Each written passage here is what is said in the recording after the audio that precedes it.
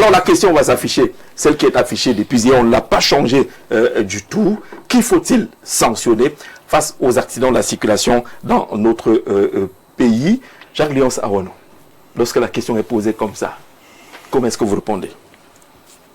Je réponds de but en blanc, il faut sanctionner ce qui exige l'État du Cameroun depuis 43 ans. De but en blanc.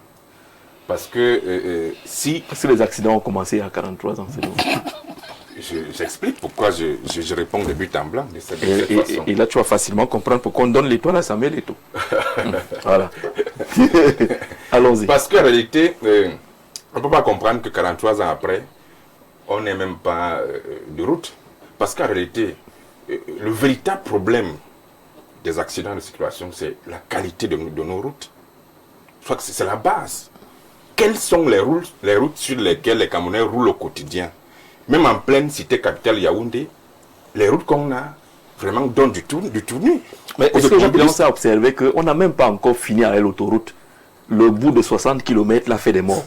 Il n'y a même pas la circulation. On a l'autoroute et les gens y meurent. Est-ce que c'est toujours la faute à la route? Oui, parce que peut-être on n'a pas été habitué à utiliser cette façon, cette qualité d'infrastructure. Et vous me regardez nos vieilles routes alors, c'est ça? Donc je crois que pour être sérieux, le véritable problème, c'est là, la qualité de nos routes. Donc les politiques publiques en matière d'infrastructures routières au Cameroun sont lesquelles? Vous avez quand même le ministère des Travaux publics qui a l'une des plus grosses enveloppes budgétaires.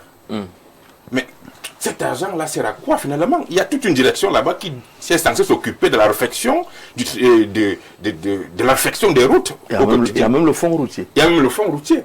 Mais tout cet argent-là sert à quoi? Lorsqu'on regarde la qualité de nos infrastructures routières, je crois que ça commence par là.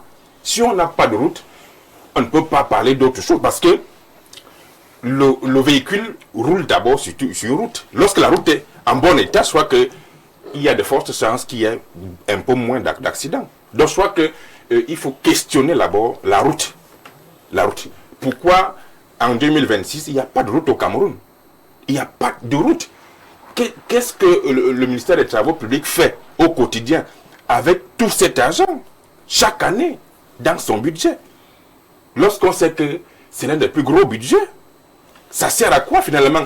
Parce que on a vu dernièrement, quand le pape est arrivé au Cameroun, on a vu quelques routes qui étaient en chantier depuis 5 ans, 3 ans, 2 ans, ont été livrées en quelques 2 semaines, 3 semaines. Est-ce qu'il faut donc attendre dans ce pays que le pape arrive chaque jour pour qu'on nous livre finalement quelques bretelles de route en pleine cité capitale? On a l'impression que ceux qui nous gouvernent dorment, ils s'ennuient tellement, ils se disent qu'ils n'ont plus rien à faire. On a vu, lorsque le pape était là, les routes ont été construites en quelques 2 semaines. Moi, vraiment, j'aimerais demander au pape de venir au Cameroun chaque jour pour qu'on ait de moins en moins de morts. Parce que si les gens meurent sur nos routes, c'est d'abord la qualité de l'infrastructure routière qui pose le problème. Donc, si ceux qui nous gouvernent ne comprennent pas que les politiques publiques en matière de construction des routes ont échoué et qu'il faut peut-être réinventer s'ils sont encore capables de le faire, parce qu'on se dit à un moment donné qu'ils sont eux-mêmes dépassés par les événements. S'ils sont encore capables de réinventer, de se réinventer. Jacques-Léonce campe sur l'état des routes comme principale cause, mais lorsqu'on fait un peu l'étude de ces accidents, les causes humaines sont citées à plus de 70%. L'homme. Jean-Jacques, la créature de la route peut parfois pousser l'humain à faillir. Parce que lorsque vous avez une route qui est serpentée, parfois des gens font des contorsions pour éviter un nid de poule. C'est une route qui est serpentée. Non, mais Jean-Jacques, parfois des gens font des contorsions pour éviter un nid de poule. Il a besoin de prendre une position qui n'est pas la sienne parce qu'il veut éviter un nid de poule, un nid d'oiseau. Ça circule comme ça sur nos routes, on le sait.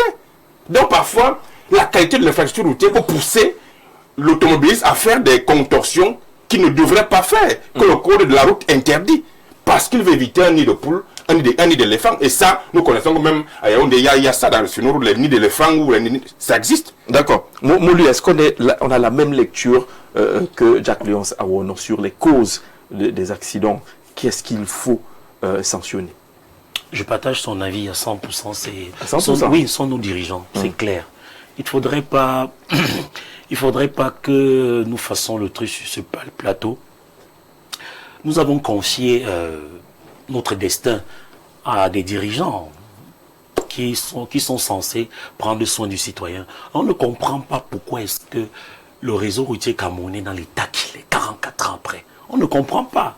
Le ministre des Travaux publics nous fait comprendre que le budget n'est pas assez suffisant par rapport... Et il ne l'est pas. Hein. Oui, moi, je connais un nombre de kilomètres de route à l'ancien abandonner. ministre des Travaux publics qui m'avait dit, je ne le dis pas à votre micro, mais je vous le dis en off, tout ce qu'on raconte là, on ne peut pas. Tant qu'on n'accorde pas un certain pourcentage, plus de 15% de notre budget, seulement pour les routes, on n'aura pas la route. Mais sauf qu'ils vont détourner cet argent. C'est ça le gros problème. Mais mettons d'abord cet argent. Non, sauf qu'ils vont détourner. Nous avons le fonds routier. Oui. Actuellement, je ne sais pas, grand journaliste que vous êtes, Jean-Jacques, je ne sais pas si vous avez des informations sur le bilan du fonds routier 10 ans après. Je ne sais pas. Je ne sais pas si vous avez les chiffres exacts de ce que le fonds routier a englouti comme centaines de milliards. Qu'est-ce qu'ils en ont fait? Le chiffre, mais le fonds routier a quand même cette particularité de beaucoup communiquer. Oui. Je l'ai vu, je les vois souvent au SAGO, Salon d'Action Gouvernementale. Je les ai vus à Bagofit il y a de cela ils sont au courant de l'état des routes du Cameroun.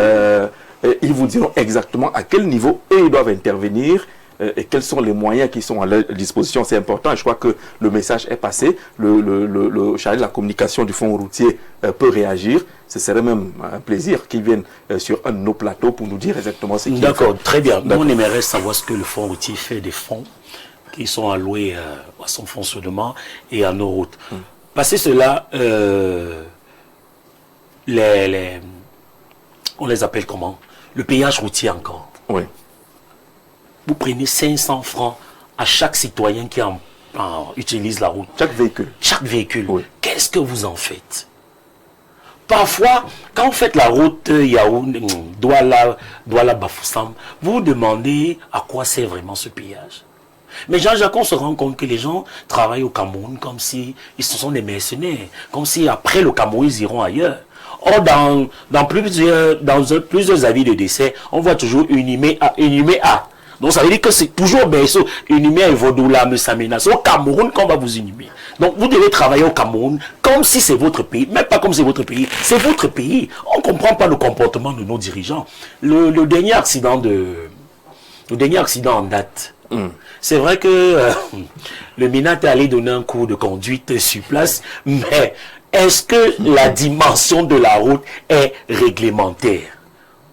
On me parle de 14 mètres. Est-ce que... Non, on n'a pas 14 mètres là-bas. Voilà. On a 3 mètres et demi fois 2. Je dis, quand j'ai tapé les standards internationaux, on me parle d'un écart de 14 mètres. Donc, le gabarit de ce bus et le gabarit d'un camion stationné, il restait quelle marge de manœuvre admettons la vitesse, mais il lui restait quelle marge de manœuvre? Pourquoi? Je parie qu'au départ, lorsque nous avons des financements sur le plan international, la Banque mondiale, le FMI, les routes ont souvent de se construire avec des standards. Absolument. Au niveau international. Mais je pense que quand ces entreprises arrivent au Cameroun, je ne sais pas ce qui se passe. Ils diminuent la route de 2, on me parle de 3 mètres, 3 mètres de distance ou 7 mètres, 3 mètres et demi. Je ne sais pas, c'est pour réduire les budgets. Parce qu'au fur et à mesure qu'on réduit la largeur de la route, sont des budgets en moins. Et donc, qu'est-ce qu'ils font finalement avec ces milliards? On ne comprend pas. Nous avons plusieurs nationales qui, quand vous voyez la nationale qui va c'est la nationale numéro 5, je ne sais pas, qui va jusqu'à N'Djamena, qui passe le corridor de Douala à Kousseri. Vous avez la nationale numéro 3 sur l'axe route. À partir de Yaoundé à Rala, c'est la nationale numéro 10 qui va se transformer en nationale autre chose plus loin. Voilà. Quand vous voyez le calvaire des camionneurs sur cette route, mais vous vous demandez si on veut vraiment se développer. D'accord. Donc vous êtes à 100% d'accord avec Jacques Léonce. La question, celle d'entre vous avez répondu hier. Vous voulez peut-être ajouter une ou deux choses, mais Richard Bondol, sur qui faut-il sanctionner? On n'entre pas une question globale. Ouais. On va entrer dans le cas précis tout à l'heure. Bon, pour moi, s'il y a quelqu'un à sanctionner, je ne crois pas que la question, bref, la réponse serait figée. Ouais.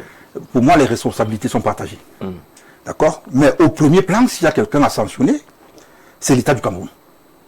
C'est l'État du Cameroun dans ce sens où, aujourd'hui, le Cameroun est en plein, on va le dire entre guillemets, en plein développement.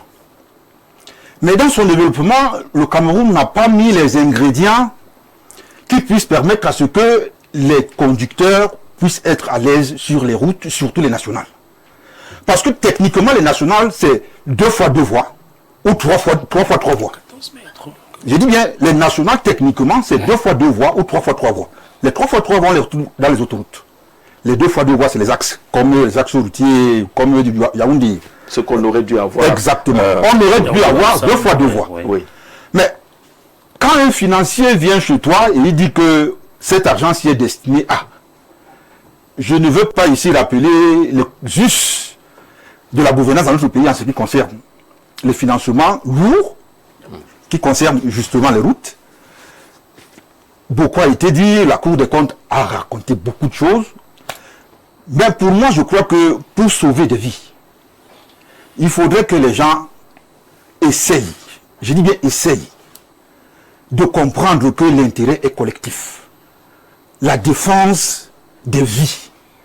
Tous ceux qui sont responsables, à quelque degré que ce soit, dans cette chaîne-là, qui devrait permettre à l'État du Cameroun d'avoir de bonnes routes, chacun, à son niveau de responsabilité, devait mettre son point pour que les choses marchent bien. Parce que, en fait, ce que dit mon frère, c'est fondé. C'est tout à fait fondé. Si on vous dit aujourd'hui qu'on a besoin d'une route de 2 fois 2 voies, c'est dans les 14 mètres, comme il dit. 14 mètres. 14 mètres. Les 14 mètres. Mais alors, si on quitte les 14 mètres pour se retrouver... La moitié, c'est ça. Qu'est-ce qu'on devrait donc dire à ce niveau? Est-ce que ce chauffeur-là qui quitte, je dis n'importe quoi, qui quitte à 23 heures, sur une route qui n'est pas illuminée, et qu'il y ait des obstacles en route qui ne sont même pas répertoriés, parce qu'il y a aussi un autre problème là-dedans. On va arriver à ce niveau-là parce qu'on a la sortie du ministre des Transports concernant ces obstacles. Très bien. Qui ont été répertoriés sur les Donc, axes. si on se retrouve dans un schéma où on ne peut même pas donner des alertes, mais techniquement, c'est le cas qui devrait donner des alertes. Quand on a des voitures dans les axes qui plus sont accidentogènes, mais il faudrait qu'il y ait une alerte. Un système d'alerte. Un système d'alerte qui systématiquement avertit à la collectivité territoriale la plus proche de faire dégager ces voitures qui sont stationnées sur la route. Mais si on n'a pas ce système-là, comment voudriez-vous qu'on ne se retrouve pas avec l'hécatombe qu'on a eu en Omalé, en Dikinmeki? On va se retrouver avec ce genre de situation. Quand je dis les responsabilités sont partagées, je dis bien il y a l'État du Cameroun qui doit prendre ses responsabilités. Dans la construction des routes, oui, parce qu'il faut les mettre aux standards internationaux. C'est clair. Je dis il faut les mettre aux standards internationaux. Et de 2, mettre en place des techniques innovantes d'alerte. Et sécuriser même tous les passages, parce que quand vous voyez, moi je me promène un peu partout, hein. Quand vous voyez tous les axes, tous les axes routiers, que ce soit la nationale 1, 2 ou 3 ou 4, mais vous ne pouvez pas voir une route éclairée à plus de 50 mètres. On va te mettre 2 lampadaires, 3 lampadaires et après c'est fini. C'est comme des lucioles perdues quelque part dans le noir. Et après c'est fini. Bon, maintenant, un chauffeur qui rentre dans l'incivisme, il est en panne, il ne peut même pas sortir son triangle pour vous signaler à 30 ou à 50 mètres que je suis en panne là. Mais si vous n'êtes pas vigilant, vous allez lui rentrer dedans. Ouais. Le cas de Nomalé. Ouais. Le cas de Nomalé. Au-delà de la fatigue que les gens disent, mais il y a aussi ça. L'incivisme a gagné du terrain.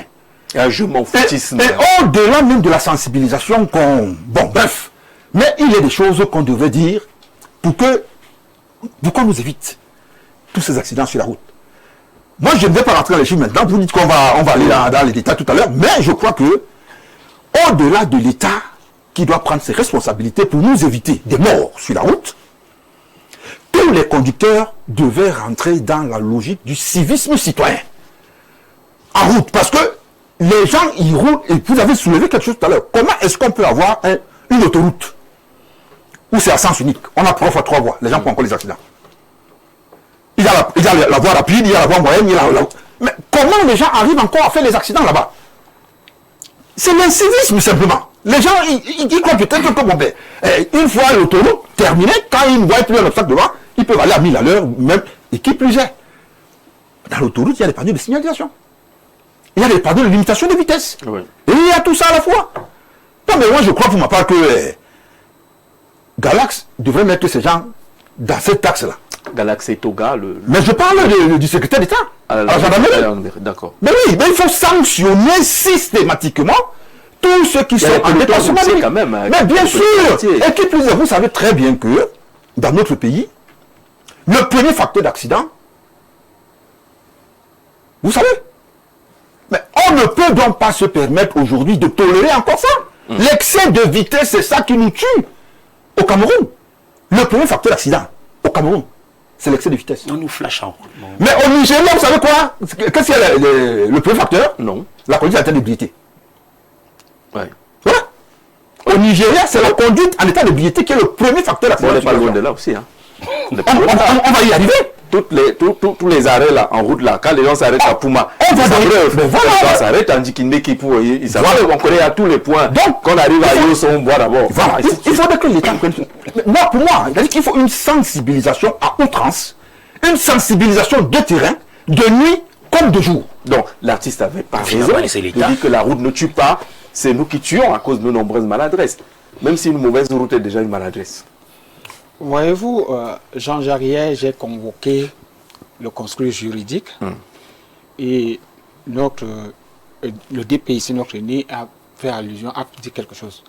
Dans un pays où la règle juridique, c'est la tolérance administrative, c'est cette tolérance administrative qui tue les lois. C'est cette tolérance administrative qui anéantit le construit juridique que je convoquais hier. Pourquoi? Parce que nous sommes dans un système de gouvernance, un mauvais système de gouvernance. La gouvernance par la rente. Tout ce qui est décrit ici, c'est qu'on construit une route qui ne parle pas. Il n'y a pas de panneau. Parce qu'on veut que la route doit transporter les gens pour mettre le péage. Ils sont très prêts à faire des faux péages partout parce que ça doit leur donner une rente. C'est-à-dire le péage doit nous apporter l'argent. Mais la route n'enseigne pas. Il n'y a pas il y a les herbes partout. Le tronçon Yaoundé à Bomban, Yaoundé Bertois. Quand vous dépassez Bertois, vous voyez comment la route part comme ça. Ça va comme ça. C'est-à-dire, surtout entre Abomba et Bertois, c'est ce que je dis. Comment? Justement, à partir d'Abomba, des courbes, tu n'as pas besoin d'être ingénieur pour te demander, mais qu'est-ce qu'ils évitaient dans une forêt et avec l'eau d'âne. On peut dégager, vous avez une courbe avec l'eau d'âne qui te surprend. Et vous voyez, quand il y a une voiture vient en face, une autre, et c'est généralement c'est la forêt. Et là-bas, c'est des groumiers, c'est des gros porteurs et autres. Qu'est-ce qui empêchait de déchirer la forêt? Il n'y a pas d'habitation. Vous que ça coûte cher. Ils réduisent les budgets. Ils vous disent que ça coûte cher. Vous comprenez donc que nous sommes dans un système de gouvernance on peut lancer un qui vit de la rate et non un système de production. Ouais. Maintenant, laissons le ministère des Travaux publics. Regardons le ministère des Transports même. Ils ne mettent pas le radar en route pour empêcher la vitesse. Ils mettent parce que 25 000 va sortir. Pour sanctionner.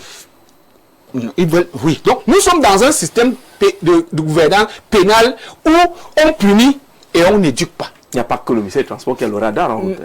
Oui, le secrétaire, la gendarmerie. Oui. Donc, en fait, c'est pour faire entrer 25 000. Le système ne réfléchit pas en termes de réduction de vitesse, mais réfléchit en termes de qu'est-ce qui va rentrer dans les caisses. Parce qu'il y en a qui se comportent comme si s'il n'y a pas eu beaucoup d'infractions, ils vont rentrer les poches vides. Les poches vides. C'est même le système qui réfléchit comme ça. C'est pour ça que je parle de système de gouvernance de rente. C'est-à-dire, le système veut par jour faire rentrer l'argent et non réduire les vitesses. Parce que si les vitesses sont réduites, les 25 000 ne vont plus rentrer. C'est comme ça qu'ils réfléchissent. Paradoxal. C'est comme ça, c'est ça qu'on appelle un système de gouvernance par la rente. C'est-à-dire un système par embuscade. Par embuscade. On ne fait pas la prévention. On veut que vous fassiez les fautes. On veut vous punir. C'est un État, c'est un système gendarme. S'il n'y a pas de punition, il n'y aura pas d'argent qui va entrer. Donc si la punition, si le peuple devient rentre dans le droit, dans un construit juridique, en respectant les lois, l'État ne produit plus. Parce que c'est un état de rente. D'accord. Et c'est pour cela que vous allez voir, même ceux qui vont en route pour faire porter les gilets orange, là, je ne sais pas, la prévention, ils ne vont pas pour faire la prévention, ils vont pour récolter. Ils vont pour chercher. Parce que par jour, il faut que le système compte ce qui est entré. D'accord. Et si on ne vous affecte pas en route, c'est une punition. Lorsqu'on vous retire de la route, vous voyez ça comme le DEI. Oui, c'est-à-dire, qu'est-ce que je fais aux vous appelez même les élites que... Parce que nous sommes dans un système de gouvernance, non de production. Alors, concernant le ministère des Transports et cette situation d'obstacle sur les routes, le ministre a rendu public justement un communiqué radio-presse là-dessus. Je prends rapidement l'essentiel. Depuis le 1er juin 2026, 35 cas d'accidents de circulation liés à ce phénomène, c'est-à-dire que les véhicules mal stationnés ont été recensés, 35 cas, dont le plus récent est celui survenu le 14 août 2026, donc sur le tronçon d'Ikilemi-Bafia, impliquant un bus de la compagnie Mangwa Boy, un camion dangereusement stationné. Le dit accident a occasionné le décès de 16 personnes et fait plus de 40 blessés. En outre, les missions de reconnaissance effectuées par les équipes de la brigade mobile de prévention routière du département ministériel dont il a la charge, c'est-à-dire le ministère des Transports. Cela a permis de recenser au moins 61 véhicules constituant des dangers potentiels sur 3 axes routiers majeurs répartis comme suit. Sur la route Yaoundé-Douala, il y a 27 véhicules mal stationnés pouvant constituer ce danger potentiel. Entre Yaoundé et Bafoussam, 19 véhicules.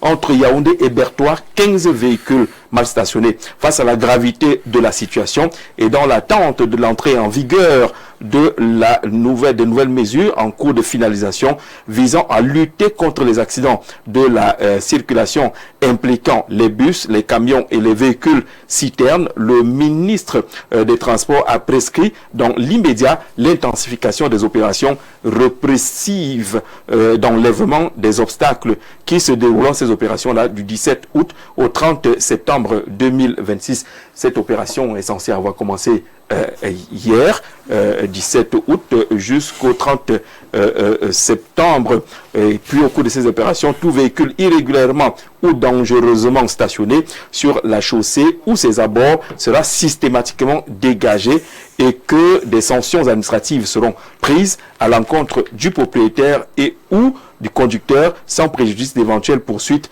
judiciaires. Le ministère des Transports précise par ailleurs qu'en cas de panne ou d'immobilisation d'un conducteur est tenu de prendre les mesures de signalisation appropriées afin que toutes les dispositions nécessaires pour l'enlèvement immédiat du véhicule sur la voie publique, indique donc le ministre des Transports.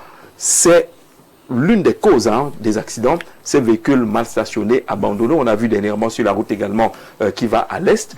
Ça s'est achevé par un grand feu, un brasier totalement. Pourtant, des jours et des jours, des signalisations ont été faites. Au moins, cette approche-là qui permet de dégager peut contribuer efficacement à la lutte contre les accidents, Richard. Jean-Jacques, moi je vais dire une chose aujourd'hui parce que vraiment, moi j'ai l'impression que les déclarations politiques nous ont tués dans cette affaire. Non, mais sincèrement, il faut le dire, parce que pour moi, sincèrement, au-delà des campagnes qu'on mène tous les jours sur le terrain, sécurité routière, et ainsi de suite, je crois que l'heure n'est même plus à ces campagnes-là. Il faut être proactif au regard des accidents que nous constatons sur le terrain et de ces obstacles que nous observons sur le terrain. Le ministre dit dans sa lettre que c'est depuis le 1er juin. C'est ça, non? Que les opérations d'identification de ces obstacles. Mais il aurait fallu, pour moi, qu'on fasse quand même un bilan du premier semestre, non? Pour moi, je crois qu'il aurait fallu qu'on fasse un premier bilan du premier semestre et qu'on tire les leçons, parce que dans ce premier semestre-là, beaucoup de Camerounais sont morts sur la route. J'ai parlé tout à l'heure de l'Observatoire national les transports au Cameroun. C'est une ONG qui nous parle de 200 morts au premier trimestre 2026.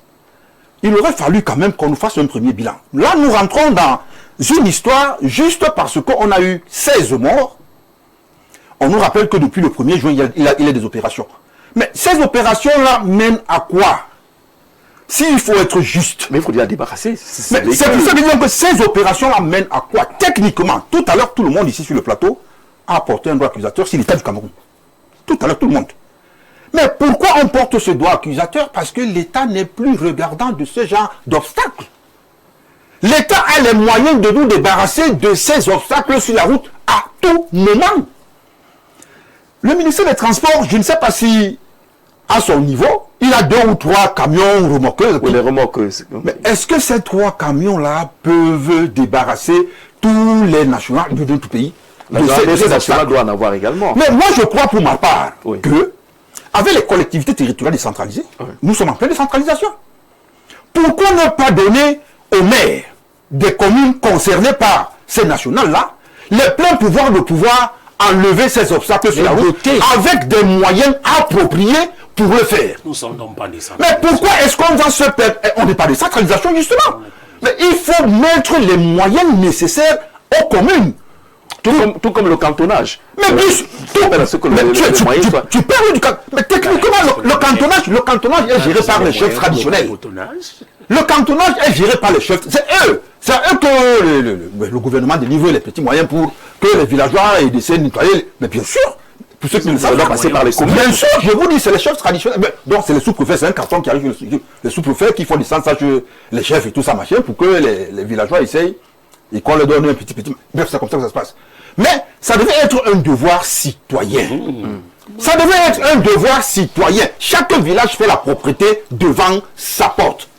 Mais on ne peut pas on peut pas imaginer un seul instant que on est dans un axe routier qui plus est très accidentel et qu'on va envahir la route. Mais tout le monde passe là, personne ne dit rien. Et puis c'est normal. Mais quand il y a accident, mais les gens Mais il vous parle de Berthois. Il y a à Bomban-Berthois, des fois il y a des chutes d'arbres. Oui, des chutes d'arbres. Ou des branches d'arbres. Il y a également des accidents. Comprenez donc jusqu'à quel niveau, quand je disais tout à l'heure que l'État a démissionné, comprenez donc jusqu'à quel niveau. Mais l'État est garant de la sécurité des biens et des personnes des Camerounais. La mission régalienne. Et qui plus est, la sécurité d'un Camerounais, ça dépend de quoi? Ça dépend d'un ensemble de choses. Quel que soit l'outil dans lequel se trouve un Camerounais, il devrait être sécurisé. Je dis bien sécurisé, que ce soit sur le vélo, que ce soit sur la moto, que ce soit dans une voiture banalisée, que ce soit dans un gros porto, un camion. L'État doit être garant de ta sécurité. Si, qui plus est, vous autres, bref, pour ceux qui ont beaucoup voyagé là, non, pour ceux qui ont beaucoup voyagé, mais un simple obstacle sur la route, dès lors que ça a causé un accident, mais c'est une enquête qui est ouverte. On cherche à savoir qui a laissé cet obstacle sur la route. Et qui n'a pas fait son travail pour le débarrasser. Et on met en contribution les radars. Et puis les caméras de surveillance et tout ça machin. Et c'est tout ça qui nous manque même ici en plus. Les caméras de surveillance. Oui. Tout à l'heure, je parlais de la matérialisation de nos axes. Est-ce que la chaussée chez nous ici est matérialisée? C'est-à-dire que la peinture qu'on met sur la route là, 2, 3, 4 mois, 5 mois, 6 mois, c'est parti. On attend le On ne peut plus lire. C'est vrai, c'est parti. La route ne parle plus. Est-ce que la matérialisation, on appelle ça verticale, là. C'est-à-dire que les panneaux et tout ça, machin. Est-ce que ça remplit normalement ses missions dans notre pays? En rappelant que les panneaux ici, 20 morts, et si ce n'est pas les panneaux de circulation. Non, c'est pas les panneaux. C'est pour la sensibilisation. C'est pour la sensibilisation. Ça fout la trouille au conducteur. Tout à l'heure, on parlait de... Moi, je te prends un autre exemple. Tu sais, une fois, je suis venu te chercher sur l'axe des Akribi. Oui, oulala. J'avais perdu 2 pneus d'un coup. Mais éclatement de pneus. Imaginez un peu que ce soit un touriste qui sort d'un pays. Je dis bien que ce soit un touriste qui sort de l'autre côté. Oui.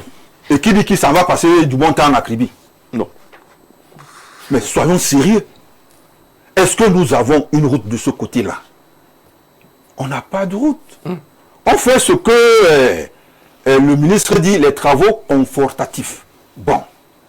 moi j'estime que c'est confortatif ou que juste on passe. Mais techniquement, c'est le temps d'une il faudrait reprendre normalement ces routes-là à zéro parce que on a construit le port de Kribi sans tenir compte des spécificités de cette route-là entre Kribi et Idéa. Richard Bondol, donc il faut faire très attention. D'accord. On a tellement de problèmes. S'il vous plaît. Moi je plains le maire de Kribi. À chaque événement majeur là-bas, dans tous ses discours, il appelle à la construction de la route. On a donné le port, le complexe industriel portuaire. Mais on n'a pas de route touristique. Ça veut dire, c'est une route même régionale qui doit renvoie à ce que j'ai parlé, une gouvernance de rente. D'accord. On met quelque chose qui va nous donner de l'argent sans préparer le chemin qui mène vers là. Il y a donc ce combat qui est mené, qui est lancé par le ministère des Transports contre ces véhicules abandonnés le long des axes routiers. Je lis 2 ou 3 messages concernant la question des accidents de circulation. Et il faut reconnaître que la responsabilité liée à la qualité des routes relève en grande partie du gouvernement. Cependant, la responsabilité liée à la qualité de la conduite revient aux chauffeurs ainsi qu'aux agents de voyage. Ce n'est pas le gouvernement qui conduit les bus. En tant que chauffeur, vous êtes censé maîtriser les trajets que vous empruntez régulièrement et adapter votre conduite à l'état de la route. Nous connaissons tous l'état de certaines de nos routes. Il est donc de notre responsabilité en tant que chauffeur et usager de redoubler de vigilance, de prudence, de respecter les limitations de vitesse et d'adapter notre conduite aux conditions de circulation. La qualité des routes est certes importante, mais la prudence et le comportement des conducteurs restent également déterminants dans la prévention des accidents. Ghislain Mongo depuis Douala, merci Ghislain. Très belle analyse, merci également à vous. Vous n'avez pas commenté, il y a beaucoup d'analyses qui sont faites sur le plateau. Bonsoir et salut le panel. Vraiment, mes nobles frères, nous sommes administrés par des mercenaires. Les rails vétustes avec des écarts hors normes, des routes de 3,5 mètres de largeur.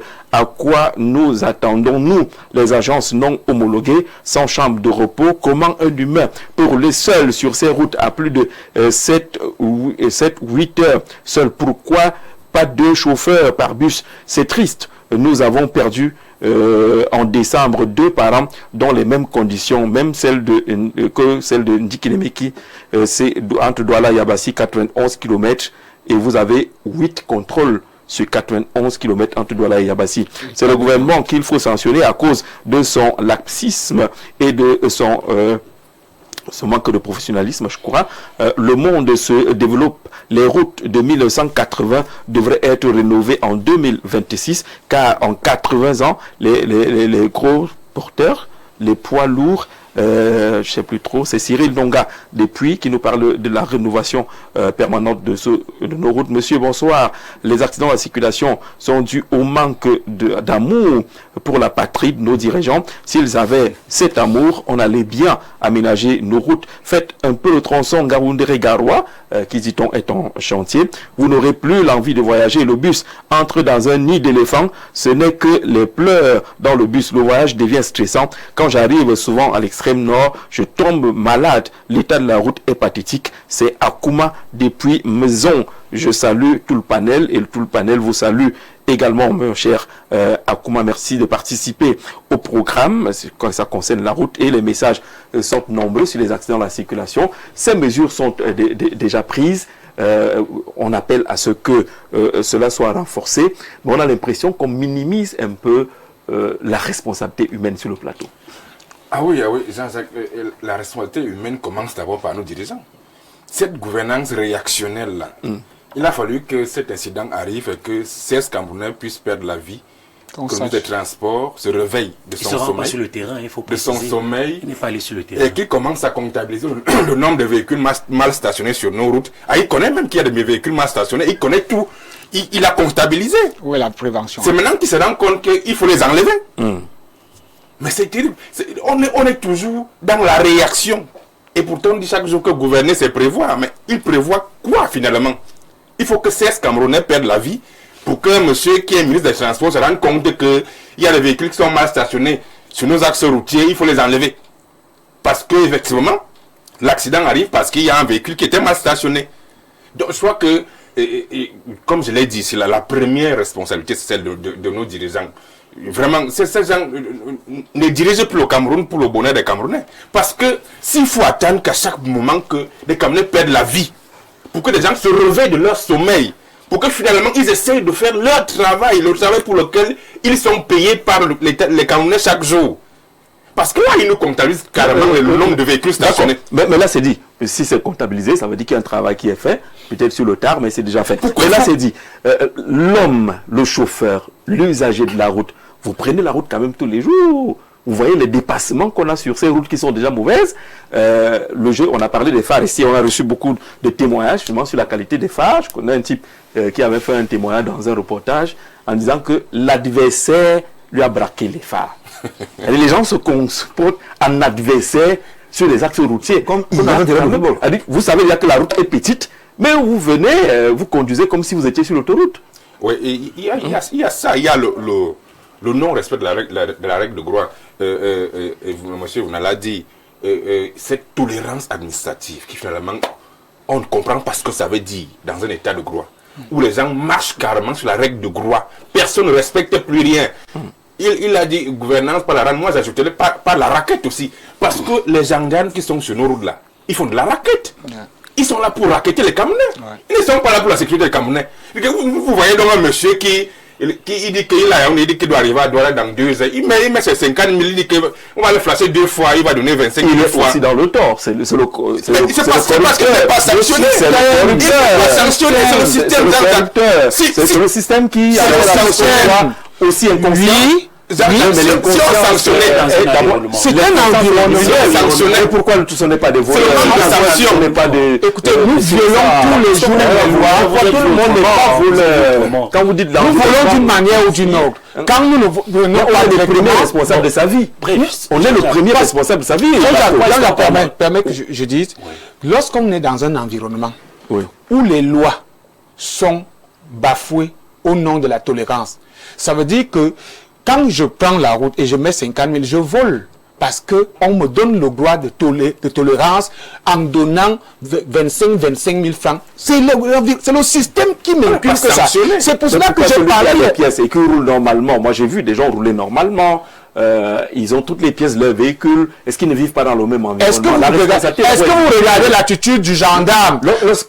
Est-ce que vous regardez l'attitude du gendarme, du policier ou de monsieur de la prévention lorsque vous avez tous vos papiers? Il est triste. Le policier vous donne il est triste, non? Il est triste. Vous voyez, il n'ose même pas vous... Non, il n'ose même pas vous apprécier. Parce que le système est formaté de telle sorte que vous devez être dans la faute. Vous devez être dans l'erreur. Moi, je veux convoquer votre casquette de pasteur. Oui. C'est important quand même. Oui. Vous prêchez dans cet environnement qui tolère tout parce que le système serait problématique. Donc on doit voler. Parce que le système est fait de voleurs. Mais le système, c'est le système lui-même qui est bâti. Écoutez, je vais vous dire quelque chose. Oui. Chaque fois que vous allez lire la Bible et que vous allez constater qu'il y a eu un mauvais roi en Israël, il y a eu aussi des mauvais prophètes. Le système politique influence la religion. Mais vous prêchez donc quoi? Nous prêchons ce que je dis là. Il faut changer le système. Si tout est dans le système, il faut changer les hommes qui font le système. Travailler donc sur les hommes. Justement, nous faisons. Vous avez un rôle. C'est ce que nous faisons sur ce plateau en disant une chose. C'est que le système est bâti de telle manière que lorsque vous n'êtes pas en faute, le système est mécontent. Il faut que vous soyez en faute pour que le système. On nous demande tout. Vous voulez mentir, il faut payer. Il faut justement, nous sommes restés mystiques en disant ceci, que le système doit être changé. C'est pour ça que je dis, j'ai convoqué hier du construit juridique, parce qu'une nation est élevée par le droit et par les lois. D'accord. Oui, Molu, rapidement, parce qu'on va prendre 2 ou 3 téléspectateurs à 18h30. On a 2 alternatives. Oui. On a la science qui peut nous aider et on a des dirigeants sérieux. Je convoque la science, pourquoi?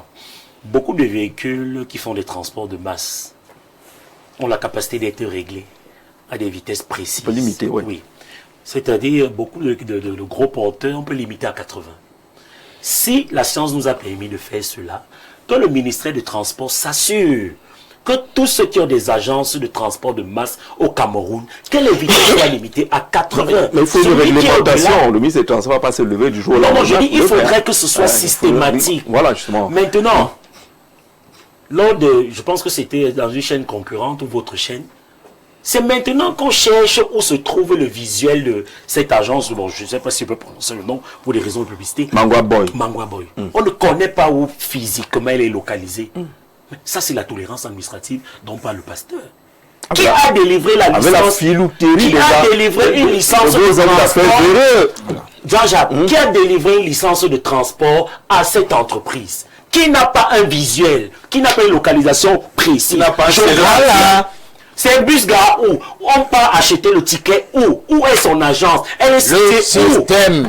Qui a libéré une licence de transport à cette entreprise? C'est maintenant que, grâce aux médias, le ministre des Transports sait que cette agence n'a pas de siège social. de siège social. Parce que Incroyable. le système est Et cette possible. agence transporte des Camerounais. Chaque nuit. Donc, soit la science va nous aider, on nous limite ces bus à 80 au max. Maintenant, que cette tolérance administrative s'arrête dans certains domaines aussi sensibles comme le domaine des transports. Comment on peut laisser des... Bon, maintenant, pour chuter. Nous vous connaissez en matière de, Non, mais d'abord, de chuter, création Jean-Jacques. des entreprises. Jean-Jacques, Il faut d'abord, parler chuter. au Camerounais. Les capitalistes. Il faut parler au Camerounais. Que les capitalistes nous excusent. Oui. Non, non, Mettre c'est pas- la pression sur un chauffeur qui doit faire 2-3 tours. Voilà les rentrées, non? On va dire à quelqu'un, Douala, Yaoundé, tu déposes des vacanciers, Yaoundé, Douala, et tu fais le tour, tu dors. Ça fait 3 tours. Un individu. Parce qu'on lui promettrait, on va Et lui quand donner il le signale une panne, on les y va d'abord. On va voir ça France, après. France. Bon, d'abord, on va voir ça après.